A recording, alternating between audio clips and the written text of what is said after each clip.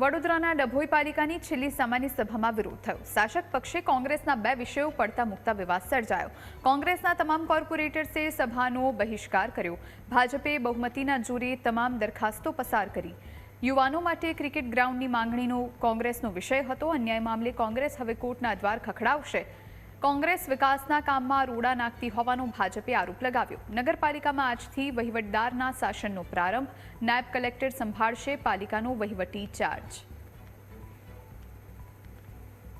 જનભાગીદારીથી ધારાસભ્યશ્રીની ગ્રાન્ટમાંથી જે રોડના કામો સોસાયટી વિસ્તારમાં થવાના હતા, જેમાં 8 થી 10 સોસાયટીના કામો લેવાના હતા, જે વર્ષો જૂની સોસાયટી છે, 15-15, 20-20 વર્ષ જૂની, જેમાં અમે ફરતો ઠરાવ મૂક્યો હતો।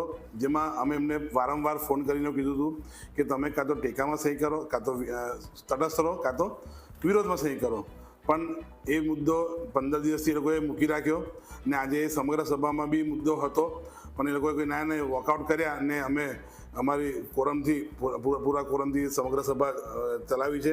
એમના બે વિષય જે નહોતા લીધા એના કારણે લોકોએ સભાનો બહાર નીકળી ગયા હતા અને એનો વિરોધ નહોતો આવ્યો હતો। ખરેખર નિયમ મુજબ 51(3)11 મુજબ કોઈ પણ સમગ્ર સભા મુલતવી રહેલી હોય તો એ સમગ્ર સભા મુલતવી રહેલા વિષયો જ ચર્ચા થાય, બીજો નવા કાઢી મૂકી ના શકે અને જૂના કાઢી ના શકે। એટલે મુલતવી રહેલી મિટિંગ જે છે એ નિયમ મુજબ મુલતવી રહેલી મિટિંગ એ કોઈ પણ હોય, સહકારી ક્ષેત્રની હોય કે ચાહે મંડળીની હોય, ચાહે નગરપાલિકાની હોય, ચાહે કોઈ પણ સંસ્થાની હોય, મિટિંગ મુલતવી રહેલી હોય તે મિટિંગ મુલતવી સિવાયના બીજા વિષયો ચર્ચામાં લેવાય નહીં।